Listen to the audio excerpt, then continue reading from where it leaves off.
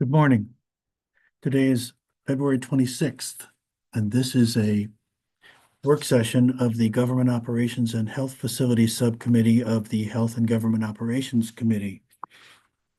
If you are here for House Bill 1104, we are going to hold that bill until Monday. The subcommittee will be meeting again on Monday, as well as House Bill 304, which is my bill. Couple of things we still need to work out on that. So that one's not ready to go today. We have with us Committee Counsel Aaron Hupwood and Lindsay Rowe, who will walk us through the bills. And since Aaron has 3, Lindsay has the rest, let's go ahead and start with Aaron's bills. And I see we're also joined by our committee chairman and vice chairman. So today's an important meeting. So let's get started with House Bill 268. Aaron, please explain the bill to us. Delegate Carr, I believe we're going to start with 905, just for the chairman's schedule, if that's okay. That's the one she's here for. Let's do that. House Bill 905. Okay. This bill requires each hospital to establish and maintain a clinical staffing committee that has equal membership from management and employees. Each clinical staffing committee must develop a clinical staffing plan that establishes the appropriate number of clinicians needed to administer quality healthcare by setting. By January 1st each year, each hospital must implement the plan, assign personnel to each patient care unit in accordance with the plan, and post specified information about the plan. By July 1st each year, each clinical staffing committee must conduct a review of the plan to evaluate the effectiveness of the plan during the immediately preceding year, update the plan to ensure that it continues to be appropriate and effective, and develop a process for receiving, resolving, and tracking complaints related to the clinical staffing plan. Certain individuals may submit a complaint, and the committee must determine by a majority vote whether a complaint has been resolved. And this bill does not apply to state hospitals. The bill sponsor, Delegate White Holland, had an amendment that she offered during the bill hearing that clarifies that the clinical staff committee include a staff physician who is not a hospital employee or administrator. Thank you. Delegate White Holland, anything to add to that explanation of your bill? No, the only thing I would add again, and again, thank you so much, Mr. Chair.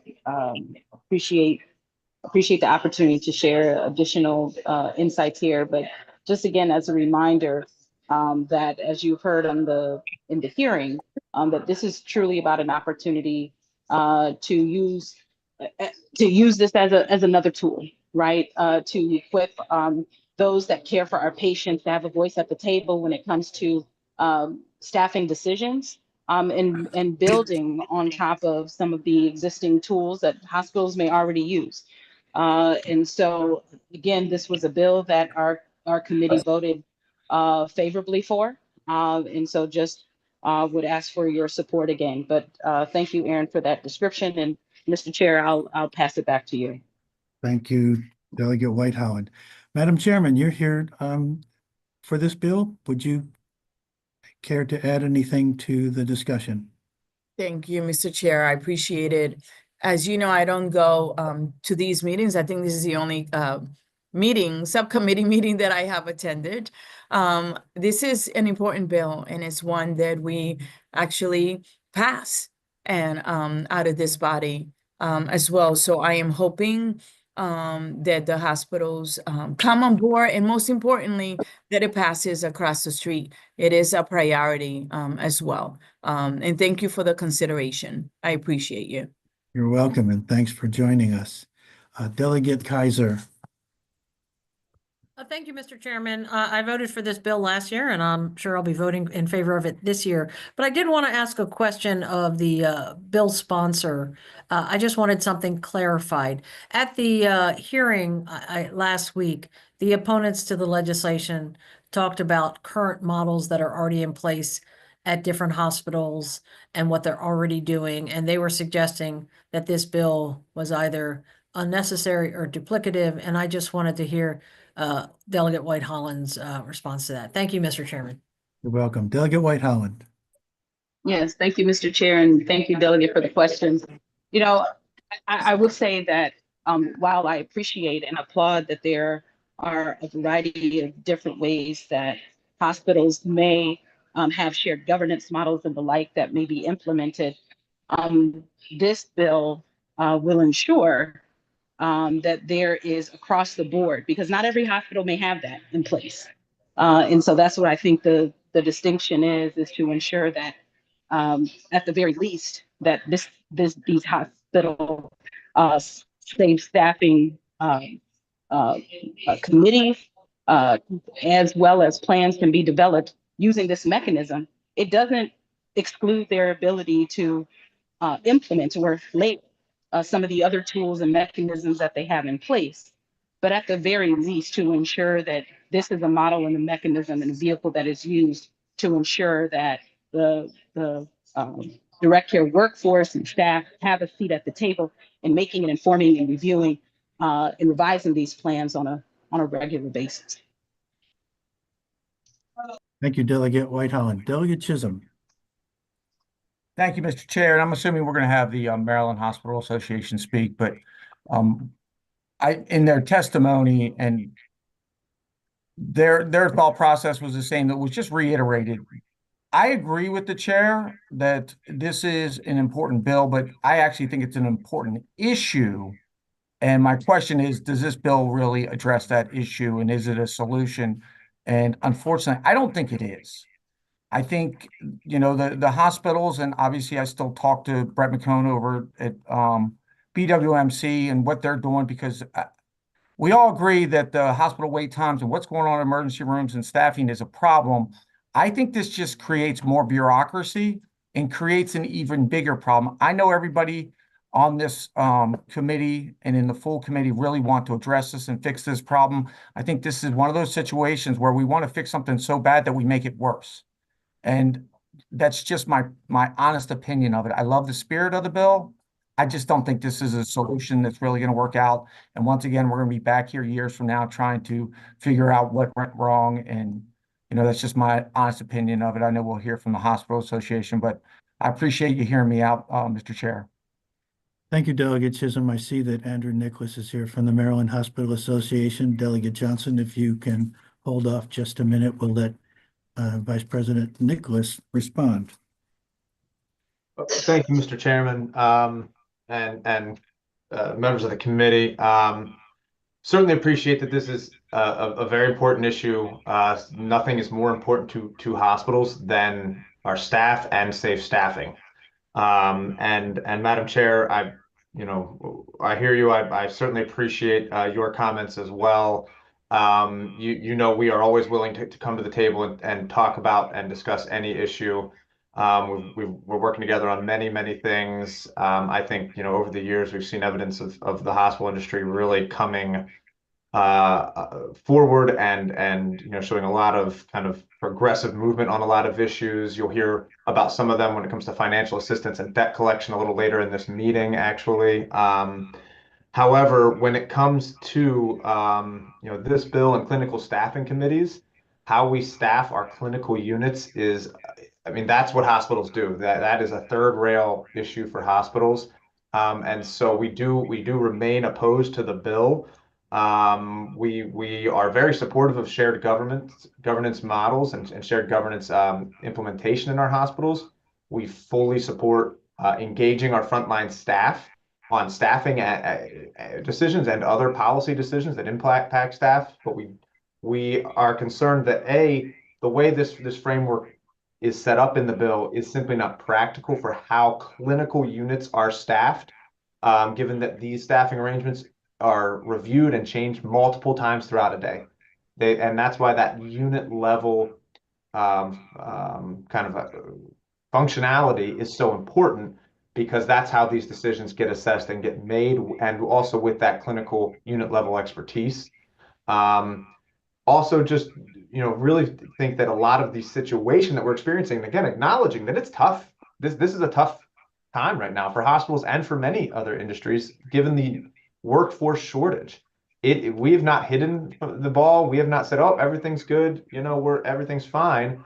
Hospitals were first in line, I think, raising the alarm about the workforce shortage, working with you all on many sort of legislative solutions to try to drive up recruitment.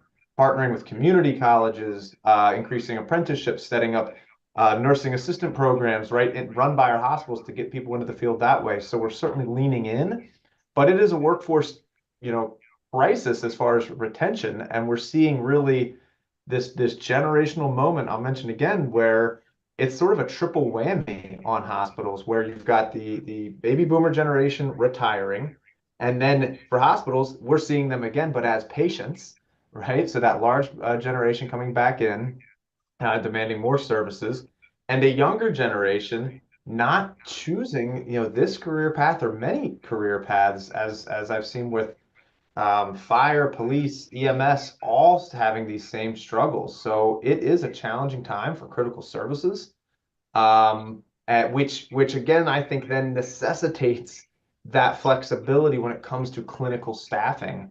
And it's really that is the hospital's, really chief concern on this. We do have some safety concerns with some language in the bill when this gets posted online as far as what staff is. It's very easy for people with bad intentions.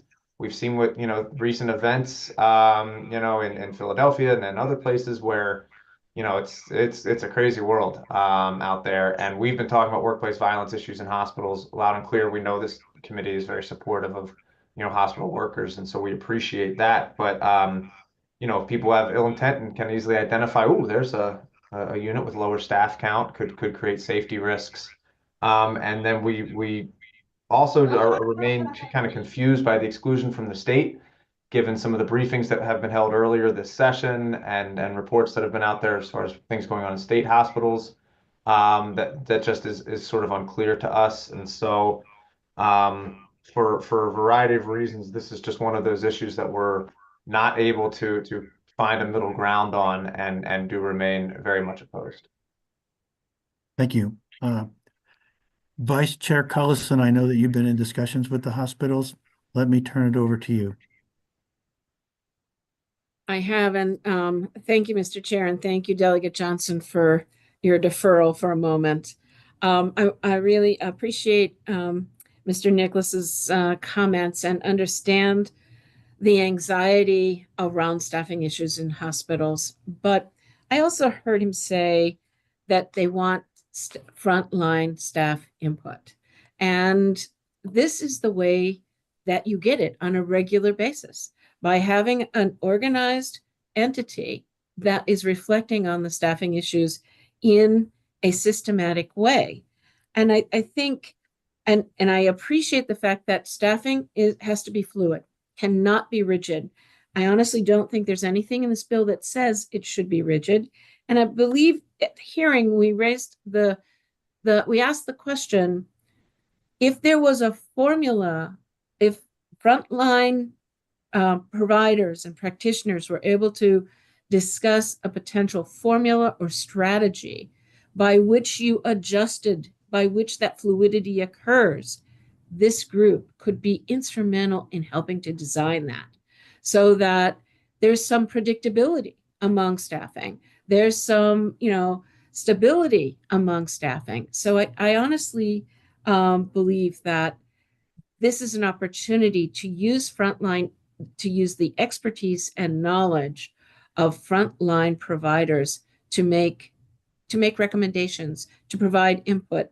This bill in no way gives that committee the absolute authority to make staffing decisions. It is, unless I'm wrong, Delegate White-Holland, you'll let me know that. But instead, what it does is it allows the hospitals to really use that knowledge and expertise to help them create staffing models that will help with that retention, that can help with recruitment, and get to and begin to address that issue. Regarding the safety concerns around posting, I mean, I think that's something that we can talk about. I don't want to put anyone at risk. And as far as the exclusion of state hospitals goes, again, I'm going to remind folks that we just these already exist in state hospitals, and now we just need to implement them. So, and passage of this bill will help us to enforce them at the state hospital. So thank you, Mr. Chair, for the opportunity to speak. Thank you. Delegate Johnson. Thank you, Mr. Chair. There are a couple things. When we talked about, we aren't forcing the clinical staffing plan, but it says in the bill that on or before January 1 each year, beginning in 2026, each hospital shall implement the clinical staffing plan adopted and assign personnel to each patient care unit in accordance with the clinical staffing plan. So we know we have a workforce shortage, and our goal here is to help our hospitals and ultimately help the patients. So I too may want to make sure we don't have any missteps as we move forward. So in this word shall, does it leave the hospital in any kind of liability issues? We have a workforce shortage, and then we have vacations, we have sick people calling out sick, we have Family Medical Leave Act, we have maternity leaves. So as all of that plays into our everyday life, do we put the hospitals in any kind of liability since it says they shall implement these staffing plans? And another thing I'm a little concerned about is and assign personnel to each patient care unit in accordance with the clinical staffing plan. We did a committee visit to Aberdeen, to the freestanding medical facility, where they were being very flexible in how they were handling the ER folks that were coming into the ER to cut down on our ER wait times. So do we also take any of that flexibility away from our hospitals with this bill saying they shall? So anybody that could answer those couple things, I would appreciate it. Delegate Whiteholland, do you have a response to Delegate Johnson? Sorry, I'm trying to come off mute and be in a quieter space. Yeah. I will say this again, that when it comes to our staffing committees and our staffing plans, this is about having the necessary input from those direct care workforce and administrators. The plans in the bill allows for flexibility where those changes and considerations, as you said, Delegate, can be made. Questions regarding liability, I would pass that on to Lorraine Ericott, who might be able to share additional insights and maybe expound further. Okay, thank you, Delegate Whiteholland. Lorraine, go ahead. Thank you. So just to clarify, the shall language in the bill language currently is to just make sure that the discussions that take place with direct care workers lead to a staffing plan that can be tried out on the floors. Later down on in this bill language, you'll see that clinical staffing plans can be amended. So that means that the hospitals are not liable to any mandatory changes or any of that sort. So if they're trying to implement some of these staffing plan recommendations and they're not able to, they're able to come back to a staffing committee and say, this is actually not feasible, we need to amend it. And that's the beauty of the staffing plans and these committees, because they're able to be flexible based on hospital needs. Delegate Johnson, do you have a follow-up? No, thank you. That cleared some things up for me. Thank you. Okay, thank you. Let me go ahead to some other committee members before we return to stakeholders. Delegate Shalega. Thank you, Mr. Chair. I might have missed it because I got kicked off and then I got back on. I think it may have been addressed at that point. Why are we not including Perkins and state hospitals? Delegate Whiteholland. Yes, thank you. And thank you for your question, Delegate Shalega. It was referenced at the hearing that, again, our state hospitals are already held to statutes and POMAR related to this particular mechanism. And so this bill, again, as Madam Vice Chair indicated, would also help us to make sure that those plans and those procedures are implemented. We understand that there are ongoing concerns with our state hospitals, but again, that's different. And I think that again, we have the regulations already at our fingertips to make sure that they are held accountable and that they can be implemented. But this bill would ensure that our hospitals that are outside of that scope can also be under these requirements. Well, I don't see the harm in including them if that is the case. I mean, we have had very many known problems. And, you know, why not give some teeth to it if we, and it also, you know, frankly, doesn't look good when you exclude the state and you say, we're going to make, you know, all of our hospitals do this. Oh, except for the ones we run, we're not going to make them do it. Well, they are already, I'm sorry, Mr. Chair. Go ahead. So again, they already are inclined to do this. It's a matter of implementation. And so again, this is already in statute, and I'll turn to council to give us those more specifics about that. But again, this is something that the state hospitals are already required to do. And Aaron, do you have anything to add about the statute that? Yeah, I'd have to pull up the regulations and I can provide them to the subcommittee, but there is I believe it's nurse kind of ratios per patient that are in regs based on level of care. That would be great. I would love to see that because if it doesn't match, I certainly will be offering an amendment to include them so that we are doing for ourselves what we're mandating for other people. Thank you.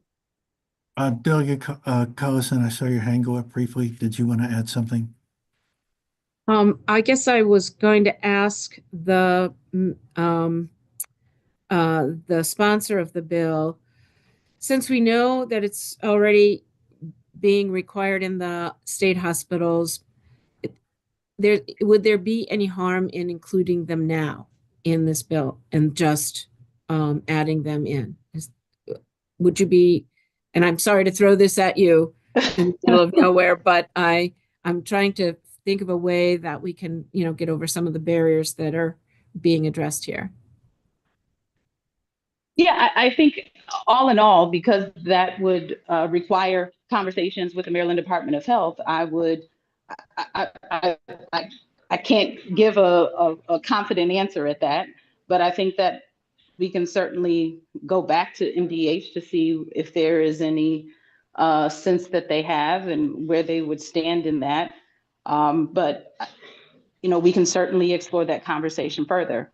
I think that may also put the health department where they may oppose this bill.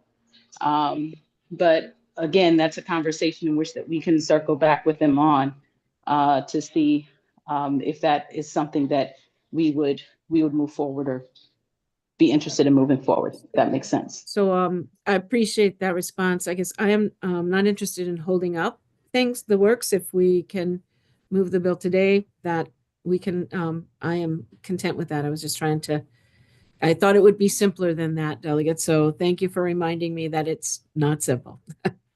We have Sarah Case-Heron from the Maryland Department of Health here. Anything to add to that? I would say we would want to look at that more closely. We had been no position on this bill because we were not included and because of our separate regulations and things as discussed.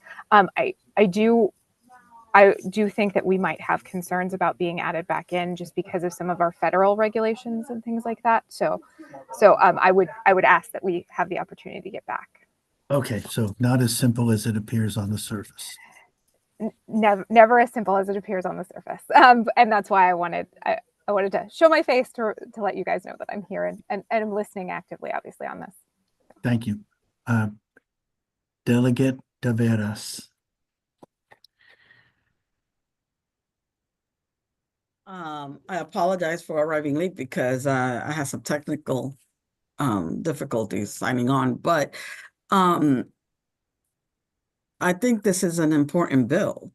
And has anyone considered, given some of the concerns being raised by stakeholders, for us to do like a 5-year stint and collect data and revisit after 5 years if there have been improved outcomes?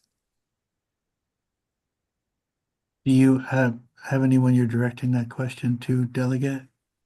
I mean, how does Lorraine Arica feel about considering, and obviously Delegate White Holland? Lorraine, Yes, you need to thank- respond? Oh, please, I'm sorry, I was trying to move. I'm sorry. So, go ahead. oh, go ahead, Lorraine. I just wanted to make sure that I understood and got clarity on what you are asking. If you are saying to put a provision, let me just make sure that I understand what you're asking, Delegate Tavera. Put in a provision that after a certain period of time, we assess to see how well it is operating, to see what the outcomes of this mechanism and the committees and the plans look like. Is that what I'm hearing? Yes, and we could include state data as well. If the state is already doing it, we should include the state as well. Okay, Lorraine, if you would like to go ahead, I'm thinking, go ahead and respond if you have a response. Yes, just to clarify, we definitely would, as testified by Janine Gonzalez, who is a New York nurse in the staffing committee in New York, she reported a 2-year report of what her staffing committee was able to complete. So I think, it is helpful to the legislature and also the public just to have a report on what is happening after maybe 2 or 3 years. But it is really important to maintain staffing committees and not have a sunset. I just want to make sure that wasn't part of your suggestion, but I think having that report could definitely be helpful moving forward. Yes, but I think that the 2-year report could be like the baseline. But that way, if you do like either a 5 or 6-year report, you could see a trend that's different. Absolutely. Delegate White Holland.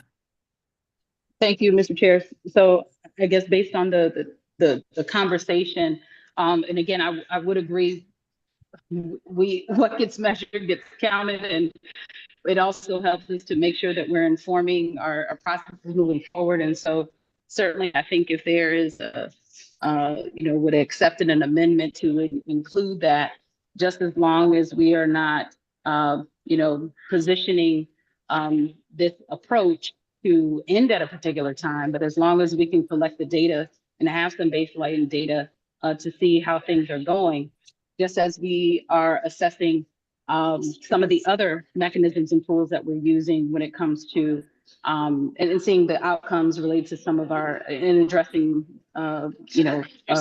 staffing as a whole. So I would be open to that amendment.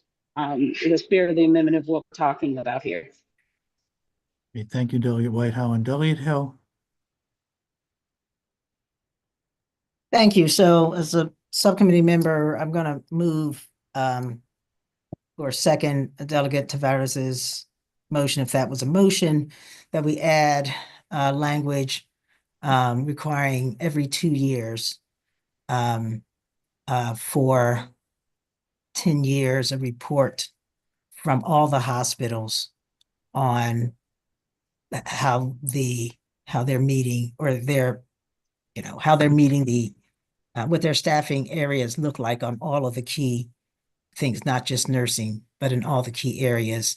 And, the membership of the hospital-wide staffing committee, not by name, but by who makes it up. The report should also include any major concerns that the hospitals have that they feel are limiting their ability to optimize their staffing solutions, and any suggestions they have about how to move forward. Erin, do you have that? Yep, I'm writing down as she's talking. Okay, and I also just wanted to comment that I think, Well, can I second, just to make sure? Okay, but Okay. so we have motion, an amendment moved and seconded. Go ahead, and I Doug. and I would say that with respect to Delegate Shalega's concerns, which, you know, is always a well thought out, that I think we can get that information by Friday, and certainly before it goes to the floor, if we have to hold the bill on Friday. And I thought that part of the issue was not just the federal concerns, but we're trying to make sure that we can keep the fiscal note low, given the budgetary issues that we're dealing with this year. And that there was some concern that adding the state hospitals to do more than what they're already doing might raise that fiscal thing. And as a subcommittee, we will be working, if it came in with the states attached and that gave it a fiscal note, we will be asking them to be removed. So my recommendation, Mr. Chair, for your consideration is that after we complete the discussion and the amendments, is that we look to move forward if Delegate Shalega does not object, with the understanding that this bill can be stopped on Friday, or people can vote against it on Friday. If the solutions or the questions have not been adequately answered, we can also add an amendment in committee to add in the state hospitals if the information suggests that we should. Okay, thank you, Delegate Hill. Len Lucci, I see that you have something to add to this. Just that, so the committee doesn't receive 60 reports from 60 hospitals, perhaps have the amendment say compiled by the Maryland Hospital Association. Okay, thank you. Delegate Johnson, have a Thank you, comment Mr. on the proposed amendment? Actually, I am. I asked the question during our hearing, why it did not include the state hospitals, and we were told because of the fiscal note. So I'm assuming that that was too high. And then I did have one additional question after listening to the other discussion. I asked a question about the staffing, and I wanted to know, they said they could amend the staffing plan, which I see in here they can, but it just says that it can be amended and the hospital's responsible shall post it. But what is the process for amending it? Does the hospital have the freedom to amend it based upon the people they have available? Or do they have to go back through the staffing committee? What is the process for that, for amending the staffing plans? Do you have someone you're directing that toward? Anybody that can answer. Does anyone have an answer to Delegate Johnson's question? I can answer that question. Amendments can go directly through the staffing committee. So it's just a matter of making sure the staffing committee members understand why it's being amended or why it was not able to be fully implemented, and just keeping track of those reasons, and that communication is open and transparent with committee members. So is that going to take like another committee meeting? Because how often are there staffing changes with people calling out or sick or whatever? So as Andrew Nichols shared, there are staffing changes that happen daily, right? So these staffing committees is a way to really look at those staffing changes and how that's impacting direct care workers. So this is a way to like reflect back on, let's say, like a month's worth of work and staffing changes and seeing what worked and what didn't work. Currently, that type of overall reflection and analysis is not happening, and that data is not even being collected. So this is just a way of making sure that communication is ongoing and it doesn't stop the amendment or that change from happening. So if on that day that staffing plan is not able to be implemented, nothing happens, right? And that all that happens is that's reported back to the staffing committee that it wasn't being able to implement. And they go back to problem solving, which is what is a really beneficial part of the staffing committee, is it encourages problem solving. All right, thank you, Mr. Chairman. Thank you. So there's too much here that's still unresolved. So my intent is to hold this bill until Monday. The subcommittee will be meeting again on Monday. So final word, Delegate Hill? Yes, I just wanted to clarify on Delegate Johnson's question with Ms. Erica. My understanding when we were going through the bill hearing and I was asking about the flexibility and on my reading of the bill, there's nothing here that would prevent a hospital and their hospital-wide staffing committee from saying, for instance, in a yellow alert period, the charge nurse may make changes as required, as an exception to this policy, that everything doesn't have to go. They could have a policy that says that there are exceptions when urgent or emergent changes can be made. Am I misunderstanding that? Yeah, that's absolutely right. Okay. Thank you. Delegate Taveras, I had said that we're going to hold this bill. Is this new information? Yeah. Yes, I mean, I just think I think it's fine. I agree.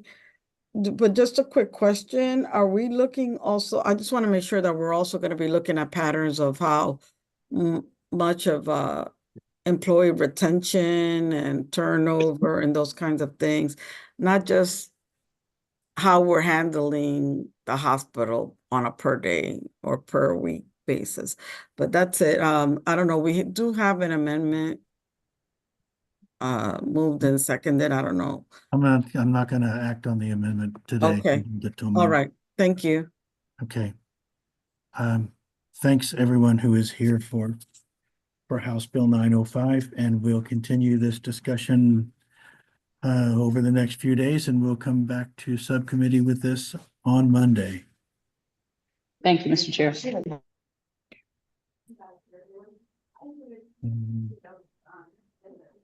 Let's see.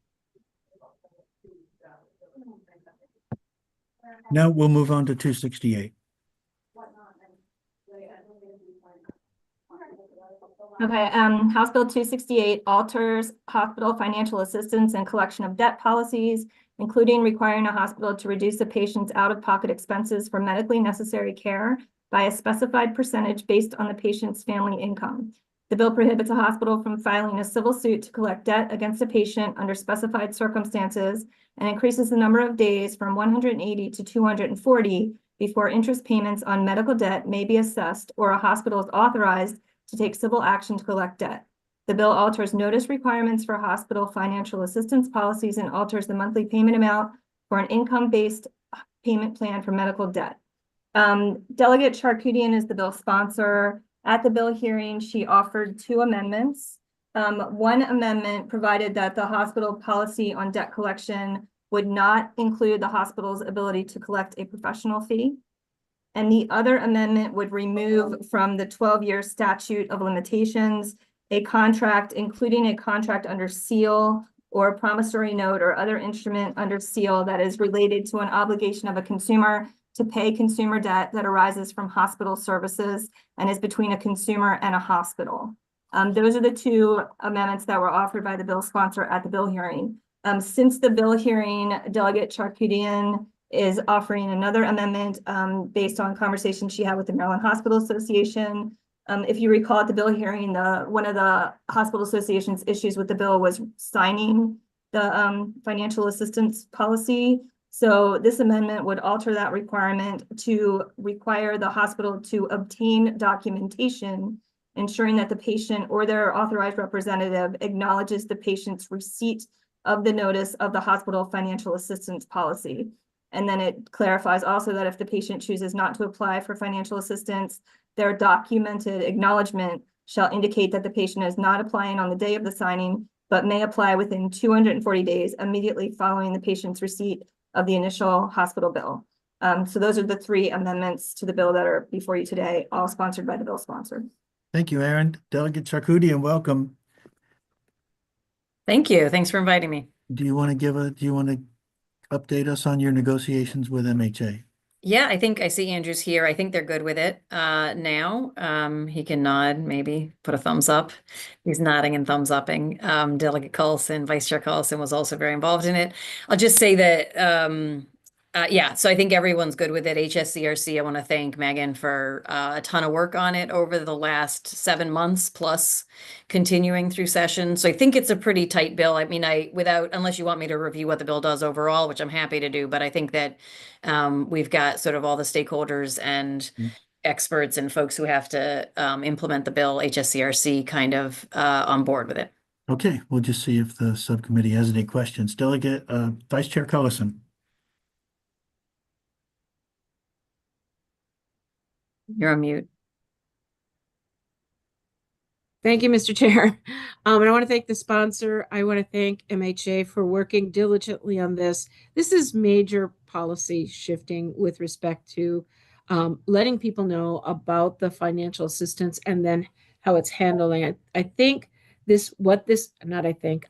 am confident that what this bill does is ultimately give folks the information they need to make sure that they're not going to end up with significant medical debt after incurring medical expenses in a hospital. So I am truly appreciative of the hospital and the work they've done on this and the sponsor and the advocates. So I just had to express my very sincere appreciation for this work on this bill. Thank you. Thank you. Delegate Chisholm? Thank you, Mr. Chair. Just out of curiosity, who determines the federal poverty level and these percentages for the patient? Is that something that's tasked with the hospital, or is that an outside organization that figures out, when you're talking about these percentages, do they send in W-2s, they send in, tax returns? Just so I understand the process. Megan Renfrew, do you have an answer to that? I do not know the answer off Okay. the top of my head, but yes, generally the whole application process is through the hospitals. I think some of them use then third-party vendors for some of the application process. So I don't know if someone from the hospitals knows more in the weeds about how they're doing it, but yes, the application process is the responsibility of the hospitals. No, that's sufficient. That's good. Thank I you. appreciate it. Thanks, Delegate Chisholm. Delegate Kaiser? Thank you, Mr. Chairman. My question is for Aaron. Given what we're dealing with later today with House Bill 500, which is making massive suggested changes to procurement, does this bill have any overlap? Unfortunately, this is a situation where Lindsay is the analyst for House Bill 500, so I'm not able to do that comparison, but she and I can talk and let you know. Lindsay, any response to that? She wouldn't know House Bill 268. Yeah, the vice versa is that I don't know about this bill. Yeah. But we can talk. All right, so we don't have an easy answer. Delegate Shalega? Thank you, Mr. Chair. I was just wondering if you thought that there would be any implications with increasing the uninsured. Would this have any impact on people who are uninsured getting hospital services and not looking for insurance? Okay, Andrew, do you have an answer to that question? If it is the concern with increasing uninsured rates? Yeah. Not uninsured rates, but the number of people. So this is a medical debt collection. So I'm assuming the people in this program don't have health insurance. Is that right? I guess we would say not necessarily, right? Because you could have medical debt based on the patient's share left over after insurance. So it could depend as far as that. Right. Right. And then I know that, everybody pays for the uninsured, but don't they try to collect debt for uninsured people? Or do you just write it off completely? Well, I guess it would depend. We try to assess, right, what individual people's means are. I suppose you'd be uninsured and independently wealthy and just paying your bills, right? And so that's why we do try to engage with all of our patients around our financial assistance policies and ensure that everybody to this bill is aware that we have them, and so if you need them, you can apply and access them as needed. So really, I think having more engagement from patients on our financial assistance policies is a good thing because it lets us know who needs help and who doesn't. And so we certainly want everyone who needs help to be aware of and have access to financial assistance. Megan, I probably should have gone to you with this one. It's okay. So I can't say that no one relies on this instead of insurance, but it is a very inadequate solution because we have interpreted the law as only applying to those services that we regulate, which means there's a substantial amount of healthcare cost outside of HSCRC's regulatory authority that would still be the responsibility of the patient that they may not have access to financial assistance for. Including costs from physicians at the hospitals. Hospitals, of course, can always offer more generous financial assistance policies than what we require under law, and some do. But really, we're only requiring financial assistance for what you might think of as the facility fee. And only for things that occur on the hospital campus. So it doesn't cover, primary care in an off-campus building, things like that. So I don't think it's the kind of complete solution that insurance is. In addition, we do, in our regs, require that hospitals provide this both to insured and uninsured individuals. We are very aware that this can be a safety net for people who are in high deductible plans but can't afford the costs that may arise under that. But I really think of this as a safety net when insurance is not adequate or the person can't qualify for insurance under Medicaid or the exchange. And of course, if we do see more people become uninsured because of some of the things we're seeing at the federal level, that will affect the volume we see here for financial assistance, but that's all speculation at this point. Shall I get something more? Yeah, I just, was curious. I appreciate the answer on that. And yeah, do you have a report on, how many people we're talking about? What kind of, obviously de-identified, what kind of, if you could provide that would be really helpful, because I think clearly we all, want to have a safety net, and we're glad that the hospitals would help get a fuller picture. We have a report coming soon, but I'm not going to be able to get it to you in time for the vote. We've got a data use agreement that the department hasn't approved yet, which means our contractor hasn't been able to do some of the data matching we need to finish that report yet. So coming soon, but I can't promise it by the time you probably need it for this vote. Yeah, well, what can you give us a time that you could? And I wasn't even necessarily thinking about by the time we vote on it, but okay. It would be information that I think our committee would be interested in having. Of course. Yeah, I will check in with our contractor and see, but we're a little hung up just because we haven't gotten that legal agreement signed. Okay, thank you. Thank you. Delegate Charkoudian, it sounded early on like you had worked out with all the stakeholders and everybody was pretty happy with the bill as it is. So I will entertain a motion to move the amendments. Move the amendments. And a second? Second. Okay, we have a motion on the amendments and a second. Any further discussion on these amendments? All in favor of adopting the amendments, raise your hand or say aye. Anyone opposed to adopting the amendments? The amendments have been adopted. Do Move I the hear a bill as motion on the amended. bill? Okay, we have a Second. motion and a second on the bill as amended. Any discussion on the amended bill? All in favor of moving forward favorably with the amended bill, say aye or raise your hand. Aye. Okay, do I see any opposition to the amended bill? All right, we will move this bill forward to the full committee with a favorable subcommittee report. Thank you, everyone who was here for this bill. Aaron, what's your last one? 1380? Yes, that's the last Okay. one. All right, let's move on to 1380 then. Okay, House Bill 1380 requires the Maryland Department of Health to adopt regulations establishing minimum perinatal care standards that meet or exceed the Maryland perinatal system standards for each hospital that provides obstetrical services and freestanding birthing centers. Each hospital that provides obstetrical services and freestanding birthing centers must meet the standards as a condition of licensure. This is a bill that was introduced by Delegate Pina Melnick, and at the bill hearing, she agreed to adopt the amendments that have been requested by the Maryland Department of Health. They have been provided to you in a reprint.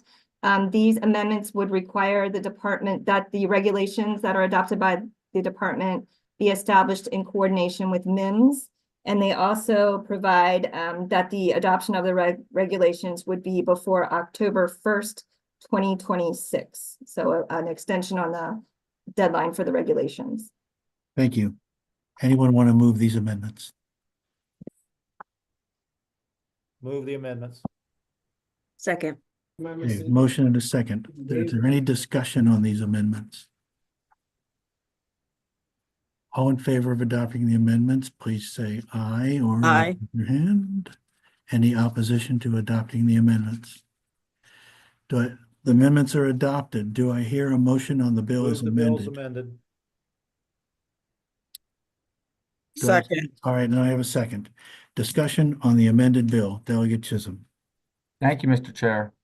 I'm just, so in layman's terms, we're taking the standards that we already apply to Maryland hospitals and ensuring that the freestanding birthing centers meet those same standards. Am I correct on that?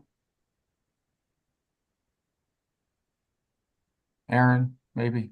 I don't know if the department's here. My notes were that they're currently, or they had just developed standards for the perinatal hospitals in 2025. They're in the final stages of review, and that then they need to develop the birthing center standards. So Dr. Chu is on here. Okay, Dr. Chu. You were on, there you go. Okay, I apologize. I was having tech issues as well too.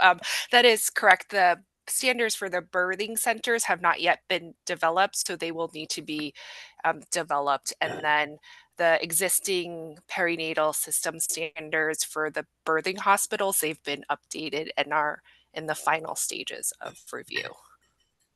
So we don't have what those standards are going to be. We don't have we don't know exactly what those standards are as of right now.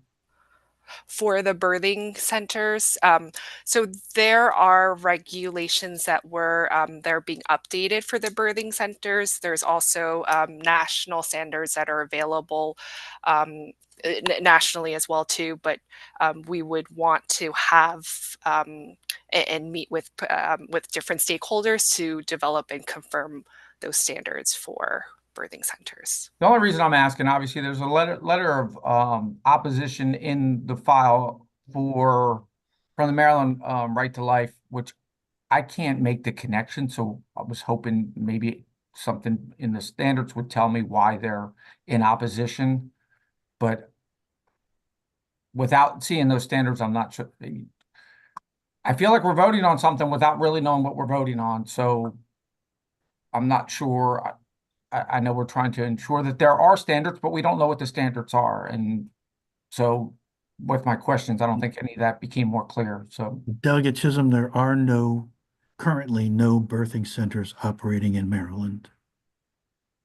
And but I'm being told that we're developing new standards, correct? But nobody can tell me what the standards are. I'll put my hand up. Okay, go ahead, Dr. Chu. So in terms of the standards to, I envision they would be similar to perinatal system standards for birthing hospitals in terms of the overall category. So that looks at staffing, it looks at what are the diagnostic imaging capabilities, equipment, medications, quality improvement roles. So I think what has to be decided among stakeholders is really, what are those components, looking at national standards as well, and what makes sense also for Maryland. But there are no birthing centers in Maryland right now. Okay. For the sake of moving the bill, Mr. Chair, I'm good. If I have a problem, I'll figure it out before voting on Friday. Okay, thank you, Delegate Chisholm. We have a motion and a second on the amended bill. Any further discussion? I'll call for a vote. All in favor of the bill as amended, say aye. Aye. Aye. Any opposition to the amended bill? I'm going to go in opposition just to be a reminder for me on Friday. Okay, thank you, Thank you. Delegate Chisholm. We will note that. Okay, we'll move forward to the next bill. Aaron, thank you. Lindsay, where would you like to start? I don't have a preference. I think Delegate Charkoudian is probably still with us. Oh, So that's right. Delegate Charkoudian still with us. Let's take care of her bill. HB 56. So this bill, as introduced, gave the Maryland State Department of Education the authority to engage in or control procurement of food by local school systems without the approval of any other primary procurement unit. It also required MSDE in consultation with the Department of Agriculture to establish a platform to facilitate procurement of food by local school systems, exempted procurements by MSDE for the purpose of master contracts from oversight by the Board of Public Works, and required MSDE to report annually on these procurements. The sponsor has submitted amendments, which I circulated via reprint, that requires MSDE, when funding is available, and in coordination with DGS, the Department of Agriculture, and any other relevant unit of state government, to establish a program to engage in the procurement of certain local food for local school systems, and specify that the program shall give preference to providers qualifying as certified local farms or certified Chesapeake invasive species providers. Retains the December 1st annual report, but requires the report to be on the total number and dollar value of procurement contracts, including the number of contracts that are with the certified local farms or certified Chesapeake invasive species providers. The amendments authorize DGS and require the Department of Agriculture to work with MSDE to procure local food for local school systems under the bill. And the amendments further increase the price preference adopted by BPW for the purchase of locally grown food by state schools and facilities from 5% to 10%, alters the definition of locally grown food for the purpose of the preference to food grown at a certified local farm, and authorizes BPW regulations to limit competition to certified local farms. Also on this bill, I circulated a letter from MSDE. The original fiscal note on this bill was $168,200 for MSDE staff, and their letter says that they are, based on the amendments, retracting that estimate and instead estimate the need to hire one part-time contractual position with an estimated cost of less than $50,000. Thank you, Lindsay. Does someone want to move these amendments? Move the amendments. I'll second. Okay, we have a motion and a second on the amendments. All in favor? Oh, Delegate Hill. Yeah, quick question. I think Lindsay said, but I want to confirm while the sponsor's here, that this obviously addresses a fiscal note. It addresses out-of-state farm having advantage over in-state farms, and it also addresses the MoCo or takes on the MoCo recommended amendments. Is that true, Delegate Charkoudian? Sort of. Can I Yeah, make please go ahead. somewhat more longer explanation? So yes, it takes care of the fiscal note. It sort of does a balancing act on the Maryland farms and the certified local farms, Maryland farms, and the broader 250-mile radius. So what we did was we left in the 250-mile radius, but we added additional ways to make the certified Maryland farms competitive within that. The MSDE, who's here and can also speak to it if you want a further discussion on it, felt strongly about the ability to be able to go from the wider 250, at least at this point in time, given the fact that we're still building up the certified local farm, Maryland farm program, to be able to do year-round food. And so what we did was we kept the 250-mile radius, prioritized certified local farms, and then we went to the place where there's a price preference, and we authorized two things in that section. One is a price preference up to 10%, so it doesn't require a 10% price preference, but it could be up to 10%, which further advantages certified Maryland farms.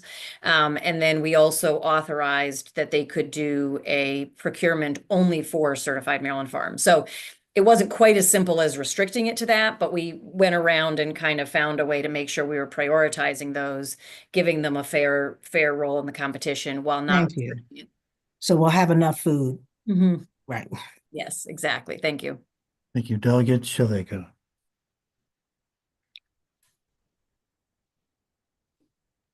Sorry, I was trouble unmuting myself. Why do we need this bill? They can't do this like our local school system, Baltimore County can't do this without permission from MSDE. Delegate Sharkoudian. Thank you. No, local school systems can procure local food to however they choose to.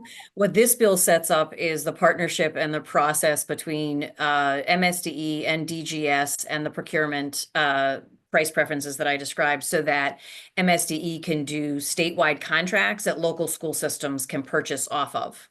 So they can still do whatever they want locally, but this allows for the advantage of MSDE doing a statewide purchase of apples from whatever orchard, and then local school systems can purchase off of that if they don't have their own, if they prefer to do that instead of their own separate contracting. And the fiscal note on it is going to be, I mean, they need 50,000. Okay. Below 50,000. Yeah. Thank you. I have a motion and a second on the sponsor amendments. All in favor of adopting the amendments, say aye or indicate. Aye. Aye. Thank you. Opposition to the amendments? Do I hear a motion on the bill as amended? Second. Okay, on the bill as amended. Aye. Any discussion? Seeing no discussion, I'll call for a vote. All in favor of House Bill 56 as amended, raise your hand, say aye, indicate. Thank you. Any opposition to this bill? Okay, it will move on unanimously. Delegate Sharkoudian, thank you for being with us. Delegate Harris is with us for House Bill 106. Let's move on to him next.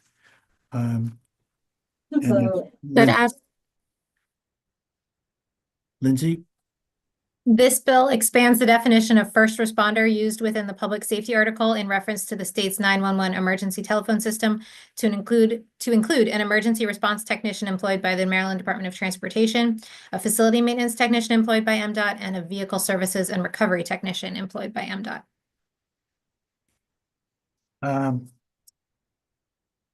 No, we've been working on this for a while. I put out inquiries to MACO, to several county councils, county executives to see if there would be any opposition to this. The only opposition came in from, I think it was the Firefighters Association. That's correct. But let me just go to, who's here representing Delegate Harris? Good afternoon, Chair. It's afternoon. myself, January McKay. I'm the Chief of Staff for Delegate Harris. Go ahead. If there's anything you'd like to add to. The only thing I wanted to add, I know that there were questions regarding the name of the bill, and we did make an attempt to have the name change. However, due to the legal requirement for bill names, we were not able to change the bill name, but we were able to amend the bill to include a special title, which would read State Highway First Responder Recognition Act, which is what the state highway individuals are looking for, is the recognition. Thank you. Thank you. And Lindsay and I had discussed this, and there may be, well, there is a potential problem. Lindsay, do you want to explain where we're stuck on this? Well, there's nothing inherently wrong with adding like a parenthetical to the short title.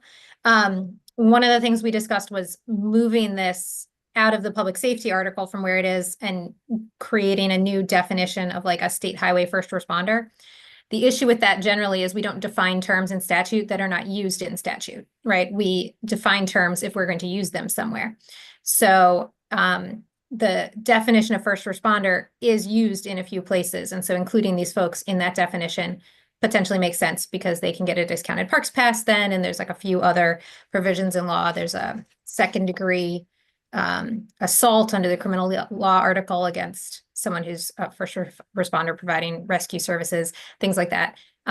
If you were to explore moving this to like the transportation article and defining a state highway first responder, you would then presumably want some provision that goes with it that then uses that term.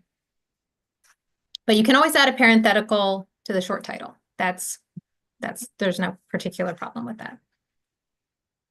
So that would mean we would not take up the sponsor amendment. Well, I haven't seen the specific amendment, depending on what it is. If it's literally just adding a parenthetical that says State Highway First Responder Recognition Act, you can do that and then otherwise leave the bill the way it is. Okay. If you're looking to actually create a new definition of State Highway First Responder somewhere in statute, then I would recommend putting something else in statute that then uses that term. It is a parenthetical, and I will email you the amendment from the amendment office. Is this one? Yes. Okay, I think we probably have it then. So before I go to the questions, then this would be the only amendment we would be adopting? Is the parenthetical title change? Is that, Lindsay, is that, just check in with Lindsay, is that how you? I haven't received anything else from the sponsor. Okay, all right, then maybe I'm the only one that got it. Let's just go ahead and before I move the amendment, let me hear what Delegate Chisholm has to say. If we adopt the parenthetical amendment, will that satisfy the concerns that the Maryland State Firemen's Association had? Do we have anybody on from the Maryland State Firemen's Association? Yes, sir. Joel McCray. Joe, do you have an answer to that? I would like to see the amendment before we comment on that. The amendment says it changes the title to State Highway First Responder Recognition Act of 2025. That's the only amendment that we have. Does it take it out of the public safety article? It does not move it out of the public safety article. Okay. Now, while we appreciate and would like to recognize the MDOT workers because we know the inherent danger in the job that they perform, we do not believe it should be in a public safety article, but I would like to see the amendment before we comment further. Delegate Hill. Yeah, thanks. I guess Lindsay, you may be able to comment, or the person from Delegate Harris's office. The fiscal notes that there's no impact, but I've had several bills in front of ECM trying to get some worker compensation benefits for first responders, sometimes by specific title, sometimes more broadly. So I'm a little surprised that the fiscal note says by adding a new class of a group to the classification first responders, it would not have a fiscal impact. And I'm wondering if that's because in things like workers' compensation, the specific first responders are named, or would this put them as first responders under every part of statute where first responders are listed, in which case it might affect the ability to get workers' compensation benefits in some way as well. I had that exact same concern, Delegate Hill, and that's why I went to, that this would mostly affect the counties. That's why I went to MACO to see if they had any concerns, went to Baltimore County Council, and as well as Frederick County Council and the Frederick County Executive. And none of them thought that this would have any implications for worker compensation, that type of thing, additional considerations. This would just be a recognition of the work that they do. Thank you. May I add to that? Yes. I went ahead and did a search of statute to see where else this term was used somewhere else. And it wasn't used with regard to workers' compensation. I know that I can't speak to what term they're using there, but I know there was a question at the bill hearing about the tax credit under the tax property article, and that specifically references 911 specialists. So it might be that either in their workers' compensation law, they have their own definition. They're not referencing back to this definition that's in the public safety article, or that they're using some completely different term. So to the extent that this term is used elsewhere in statute, there's the discounted state parks pass. There's a provision that, I'm sorry, I'm gonna have to remind myself what it is. I wrote down it's in the health general article and has something to do with birth certificates. It's been a little while since I looked at it. There's also in health general article notification about exposure to contagious diseases. A secure schools emergency response grant program under the education article, and then what I mentioned previously under the criminal law article, assault against a first responder who's providing rescue services. So those are the provisions that are tied to this specific definition of first responder. Okay, and just for follow-up, as one who felt very, very strongly about legislation that we had before us in this committee that would have allowed, I guess it was podiatrists to call themselves physicians. I guess what I'm saying, I really appreciate the work that these folks do. And I'm still sensitive to folks who've traditionally been called first responders, feeling like this is we clarified that 911 specialists would be classified as first responders. That, I believe, was the last group. We've also taken in, I think, maybe some state parks folks or some other folks. But I guess for consistency and just to be clear, I have some hesitation because I've been on the other side of that. Thank you. Delegate Johnson. Thank you, Mr. Chairman.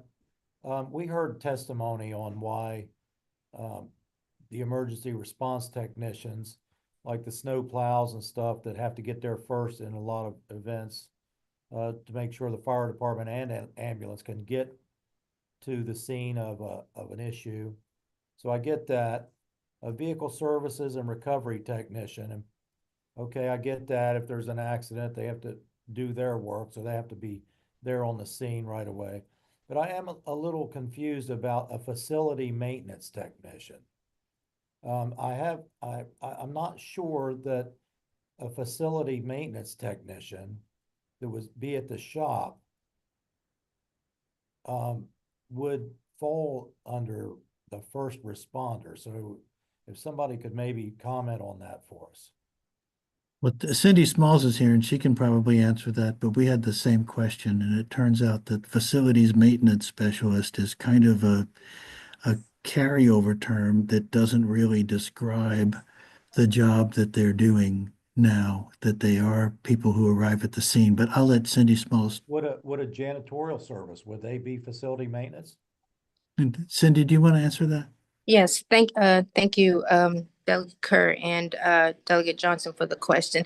Yeah, so after the hearing, we went back and the facility, the FMTs, the job description, which was classified by MDOT, and it is confusing, I will admit that, and it does not explain what these guys do. And so FMTs, like, they are on the road all the time. They are the ones who are the snow removal folks. They're the ones who do the snow removal. They also show up to the scene of an accident. They also do road signage, debris, rail maintenance work. And so I can understand how that title could be misconstrued or confusing. But yeah, the best way to describe it is they are the ones who do the snowplow removal. So let me ask you that. Mhm. What's the difference in an emergency response technician and facility maintenance technician, if they're the ones that do the snow removal? Right. And then the emergency response folks are the ones, if you're stuck on the road and you need help or an accident, they're the ones who help you. Okay. Yeah, I agree. Okay. It's all, I mean, I mean, and then in trying to look at the job descriptions also too, I mean, there's also MDTA, you know, the authorities who do the bridges. I mean, we maintain some of the bridges, they maintain tolls. And so I agree, it is, you know, at first glance, you hear a facility maintenance person, you think, yeah, that person works in a building, but that's, and we probably need to do something about clarifying that, but I was going it to is what say, it is. because under Yeah. this definition, Yeah. facility maintenance, Mm-hmm. would that not also include a janitorial service of a facility, or anybody that works in a facility? So those guys, it could, but that's not what our guys do. Yeah. I mean, it could. Okay, I think I would Yeah. need a little more clarity on that one. Okay. Thank you, Mr. Chair. Okay. Thank you, Delegate Hill. You're still Right, muted. thanks for the second bite of the apple. I was just, and I guess the question is really to Ms. Smalls. I'm just trying to work around this. So traditionally, first responders and emergency responders have overlap, but not necessarily the same. So we talk about in our traffic laws when emergency vehicles come to an intersection, right? And we define tow trucks as being an emergency vehicle that shows up at an intersection and has a right of to go through a red light, and there's a sequencing of all that. And it's, can you just help me again understand why emergency responder, which does not imply necessarily medical emergency responder or first responder, is not sufficient, but first responder, which has taken on a term almost of, you know, that's a little more specific. Tell me just real quick again, why this change of term to first responder as opposed to emergency responder is so important and warranted. So if I understand your question, so why are we trying to make the change to include them as a first responder? As opposed to including them as emergency responders. responder. Right, right. First responder carries a different a different, yes. Yeah. We were saying, let's call them emergency responders, but we're not. We're saying call them first responders. Yes. I mean, I think because they are in many situations, folks who show up on the scene first at accidents, or, just in definition in terms of first responders. I think the work that they do in the situations that they are in, they feel like that's more, if you will, tied to what they do on a daily basis instead of emergency. I guess when I think emergency, I may think of ambulance or medical, but I think the first responders and the work and that they do kind of capulates everything that they do on a daily basis in terms of their jobs. Well, that's helpful. On a daily. I hope that makes sense. Yeah. Are there any emergency responders or first responders or any emergency responders that you don't think are first responders? Are there any people who respond to emergencies that you don't think are first responders? I can only speak to our guys and, the work that, they do, in assisting in wreckage and being on the scenes first, clearing pathways. I don't think so. My assessment is that the subcommittee is not ready to move this today. So I'm just gonna hang on to it till Monday. If you could hold off till Monday, I think there are a couple other bills that we may be able to get through today, but not this one. Cindy, thanks, and we'll follow up afterwards. Okay. And thank you from Delegate Harris's office. Thank you. Can we go on to 507, Lindsay? This bill prohibits, unless required by state or federal law, a state contract from including a provision that limits the state's ability to recover the difference in the cost of a replacement contractor to perform the services not performed by the original contractor, to the extent that the sum of the amount paid to the replacement contractor and the amount paid to the original contractor exceed the costs provided for in the contract with the original contractor. It also clarifies that unless required by state or federal law, a state contract cannot include a provision that requires the state to agree to limit the liability for any direct loss to the state for bodily injury, death, or damage to real property or tangible personal property of the state caused by the negligence, intentional or willful misconduct, fraudulent act, recklessness, or other legally actionable misconduct of a person or a person's employees or agents. There are no amendments on this one. Motion on the bill. Move the bill. Second. I have a motion and a second. Discussion on the bill. All in favor of House Bill 507, say aye. Aye. Okay, any opposition? Okay, we'll move that one forward unanimously. House Bill 508. This bill adds packaged or repackaged, not ours, excuse me, and repackaged janitorial products to the list of janitorial products that a prime contractor on a maintenance contract with the state or state-aided or controlled entity must purchase from Blind Industries and Services of Maryland. There are no amendments on this one. Move the bill. I have a Second. motion and a second. Discussion on the bill. All in favor of House Bill 508, say aye. Raise your hand. Any opposition to House Bill 508? Okay, House Bill 508 will move forward to the full committee unanimously. That takes care of everything on our agenda today that we've not held. Is that correct, Lindsay?